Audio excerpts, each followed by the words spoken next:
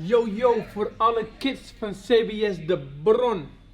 Degene die niet in jullie gelooft, die is pas dom. Ik draai het om, jullie zijn de toekomst. Ze koen het eerst net leeuwen, de band van CBS De Bron in Dokkum. Ze kregen verleden week dit filmpje binnen van de bekende rapper Ali B.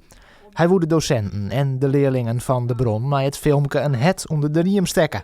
Want de squalle had een drege tijd achter de reg.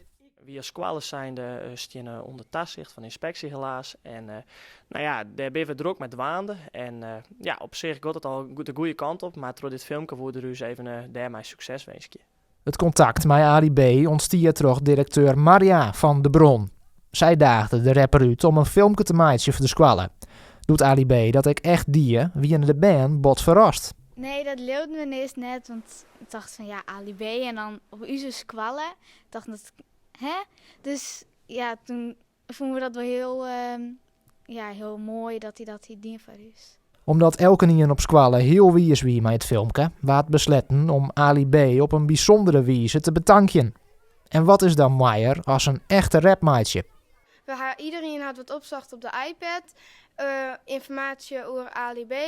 En toen hebben we van zijn liedje dezelfde beat en dan hebben we de tekst verhoren. En dan, dat is wel leuk voor een leuke rap. We gaan met dit liedje. Achterzinnenschool, De Bron. Yo, meester, breek die klas af. Yo, come on. Met de squallen hebben we een film maken. En daarin hebben we toch dat we misschien wel leuk wie om een soort van rap te maken. Want ja, Ali B is natuurlijk een rapper. En we hadden verkozen om iedere klasse 2 banden te helpen die een zin mochten vertellen. Met een bedankje erin. En dat hebben we achter elkaar omgeplakt. Nou, en daar is dus uiteindelijk een filmpje uitrollen. En daarnaast hebben we ook nog met groep 8 zijn. Daar hebben we nog een soort van rap maken op een versje van hem. Of op de melodie van hem. En dat hebben we er ook nog net aan gestuurd.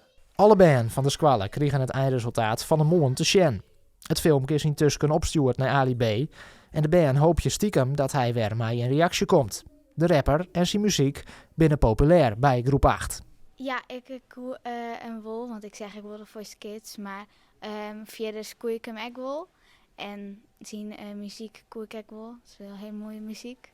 De band en de docenten hebben naast het filmpje ook nog een uitdaging van de bekende rapper. Ik heb een famke in de klasse die goed rappen kan. En bij de vraag wat er echt zien had wat te rappen. Dus we zijn heel benieuwd wat er daarop zitten zal.